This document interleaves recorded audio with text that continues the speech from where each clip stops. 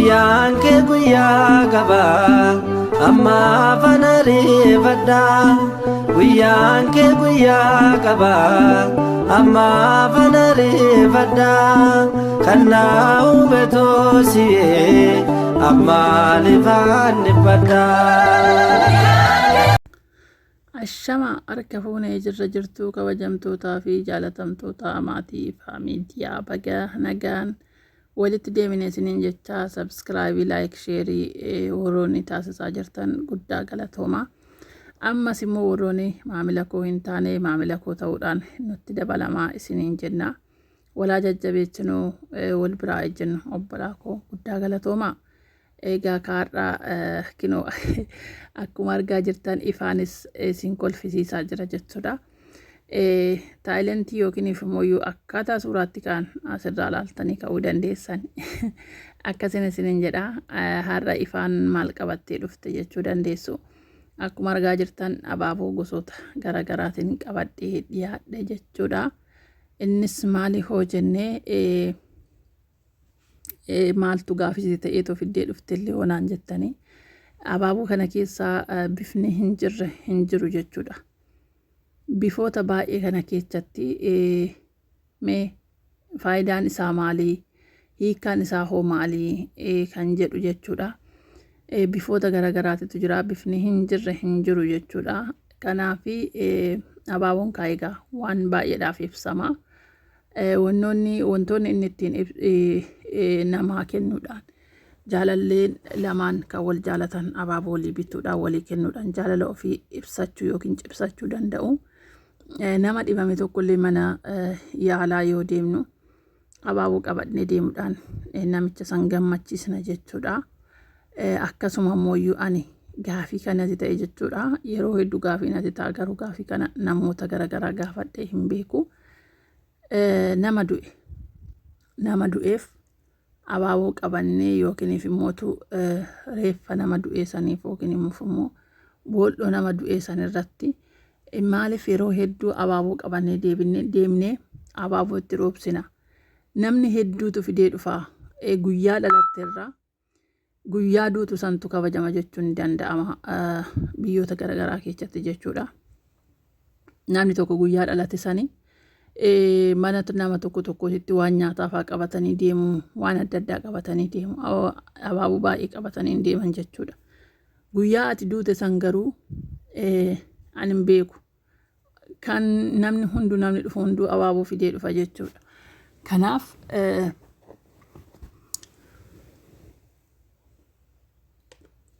dhiifama. Kanaaf abaaboo maaliif nama du'ee geechinaa maaliif qabannee deemna isa jedhu kan yeroo hedduu gaafii waan natti ta'eefin isinii fidee dhufe jechuudha. Kanaaf koomentii jalatti na barreessaan isiniin jedha yookiin immoo hiikkaan nama du'eef qabannee too deemnu faayidaan isaa maali kan jedhu koomentii jalatti na barreessaa nan dubbisa yookiin immoo mee anis achumaanin waan naan galle kana baradha jechuudha. Kanaaf hundumti keessan immoo akkuma isiniin jedhe mee abaaboo garaagaraa gosoota garaagaraa kana faayidaan gurraacha abaaboo gurraacha kana, faayidaan abaaboo magariisaa kana, faayidaan abaaboo booraa kana jedhaati lafanaa godhaa. Wantoota garaagaraa argaa jirra akkuma isiniin jedhe gosoota garaagaraa argaa jirra abaaboo. Kanaaf akkaataa inni ittiin fayyaduun yookiin immoo akkaataa faayidaa isaatiin lafanuu godhaan isiniin jedha obboleewwan koo. Walirraa barannaa gama kaaniin immoo iddoo abaaboon jiru deemtee keechaa yoo ejjettee baay'ee tokko si gammachiisa jechuudha. Hafuura isaa yoo fuuffattu wanto addaatu sitti dhagahama jechuudha. Bootaan amma jiru kana kan bishaaniin guddachaa jiru ni jira abaaboon isa uumamaa jechuudha. Kun immoo laastikiidhaan irra jireenya laastikiidhaan jira. Kanaafiyyuu isaan kana keessaa asitti ifaatu rabbaashii keessa deemee rabbashaa jira jechuudha. Innis wantoota bitatee yookiin wantoota inni ittiin taphatu wantoota isa barbaachisu nutti agarsiisaa jira. kanaa waan ta'eef mee hiikkaasaa maalidha, faayidaan isaa maalidha kan jedhu nu barreessaa komentii jalatti walirraa baran obbolaa kun isiniin jedha. Akkasuma immoo akkuma jedhe yeroo tokko gadi baatee yookiin immoo wantoota akkanaa kana yoo ilaaltu achi keessi gammadaa sammuun keenya boqota jechuudha. Kanaaf wantoota akkanaa kana ilaaluunis nu barbaachisa.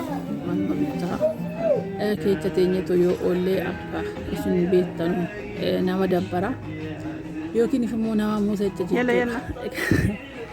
Kanaaf dhiifaan asitti na rabbashaa jira jechuudha. Beemuu garan ani jedhe deemi malee garaa hin deemtu naan jechaa jira jechuudha. Kanaan isiniin jedha obboleewwan koo asitti immoo wantoota halaawaa yookiin immoo chookoleetii garaagaraa jechuudha. Iddoon kun immoo iddoo shaayii, iddoo wantoota fuuliidhaaf qophaa'u, fuuliin ittiin qophaa'u. Saanii homaa keetti jirra jechuudha. Naannoo kana akkuma argitan diskaayantii hedduutu gadi bu'eetoo jira. Ayyaana samoona kana ayyaana Saudi Arabiyaa guyyoo bilisummaa isheen itti argattee kabajji jechuudha. Guyyaa itti bilisoomtee kan kabajanidha. Waggaadhaan kabajama. Kanaaf sirriitti kabajama jechuudha. Kanaaf iddoo san dhufnee achi jirra jechuudha ifa wajjiniin.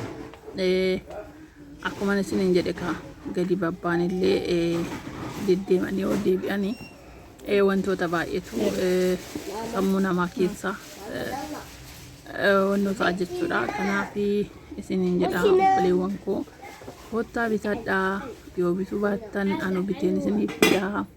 Ammas abaaboodhuma sanitti deebi'een jira. Biraa deemuun garaana nyaachaa jira natti fakkaata. Yoo danda'ame meeqa fudhee galuu laata? Akkuma jiruun abaaboo namni ilaalee hin quufu. Baay'ee bareeda. Kanaan isiniin jedha obbolaa koo asitti immoo listiiwwan garaagaraasitu jira. Isaan kanas egaa lallaaleen silaa kaargoon hin jiru yoo fiiyyuu distii takkitti yoon bitee isheedhuma takkitti qabadhuuti galii yookiin edaa isheen hin jirtu jedhamee jira. Beekni obboleewwan keenya biyyi keenyallee gara itti deemu yeroo tokko iddoo kaanaatu kaan nyamaa tursiisa jechuudha. Waa'een biyya keenyaa kaargoo ammaan achi erguu hin dandeenya natti fakkaatu. Kanaaf uumee waaqayyo alaafisuu hundumaafuu isiniin jecha obboleewwan koo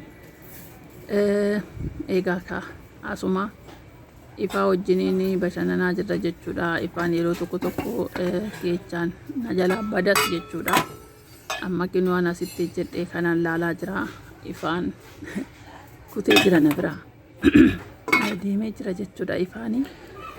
Kanaaf isallee soquun yeroo tokko hin ulfaata. Akkasiin isiniin jedha obboleewwan koo as keechaa miti. Mammara xadhaatii bitee tanan isinii fidaa iddoo isin jirtanitti rakkoon hin jiru. Abshir ifaan diliivarii isinii dhiyeessiti isin ajajachuu jechuudha. Akkasiin isiniin jedha obboleewwan koo ammas iddoodhuma abaaboo kanatti deebi'ee jechuudha. Akkasii abaaboon maaliif nu fayyada? Faayidaan abaaboo maalii jettaniitoo akkuma dura isiniin jedhee komentii jalatti na beeksisaan isiniin jedha obboleewwan koo hundi keenyaayyuu kan tokko beeku tokko hin beeku jechuudha. Asitti immoo iddoo taphaa dhufne iddoon taphaa kunis baay'ee tokko magariisa jechuudha, nama gammachiisa. Kanaaf wanti hin jiru jechuudha. Asitti illee warqee biyya keenya jira. Kanaaf iddoo nama gammachiisudha jechuudha. Iddoo magariisa kana deemuun sammuu keetis boqota. Wantoota baay'ee lallaaftee galtu akkasuma firii taata jechuudha. Asitti ifaa wajjiniin taphachaa jirra jechuudha. Ifaan keenya akkanatti taphachaa jira. Isiniin jedha obboleewwan koo guddaa naaf galatoomaa naaf jiraadhaa. Sabskraayibii laayikii sheerii gochuudhaan wal biraa ejjennoo walaa qarqaarru isiniin jedha obboleewwan koo. Egaa ka namni eega nama ta'ee wal qarqaaruun wal bira dhaabbachuun wantuma jiru jechuudha. Kanaaf argitanii jirtanii warroonni biyya keessa hin taane biyya ormaa taatan warqee yookiin koobaa jedhama afaan addaatiin natti fakkaate afaan birootiin akkasiin isiniin jedhaa. Daddaawwadhaa oolmaa gaarii isiniif haa ta'u. Guddaa naaf jiraadhaa naaf galatoomaa. Warroonni koomentii hin taasisne koomentii barreessuudhaan yaadan ani jedhe kana irratti kennadhaan isiniin jedhaa obboleewwan koo. Yaada namni tokko fideetoo dhufu yoo irratti yaada kenninu baay'ee tokko nama gammachiisa jechuudha. Kanaaf ani isiniin jedha obboleewwan koo guddaan isin jaaladha guddaan isin kabaja naaf jiraadhaa naaf galatoomaan isiniin jedha. Qaaliiwwan koo iddoo bishaanii iddoo maalii kana isin abseen jira jechuudha. Akkasumas iddoo baay'ee bareeda ta'edha. Kanaan isiniin jedha obboleewwan koo kan gaarii oolaa faayidaa. Guyyaan kee guyyaa gabaa amma afana reeffadhaa. Guyyaan kee guyyaa gabaa amma afana reeffadhaa. Kan naa uume toosiyee amma lifaan dhibbadhaa.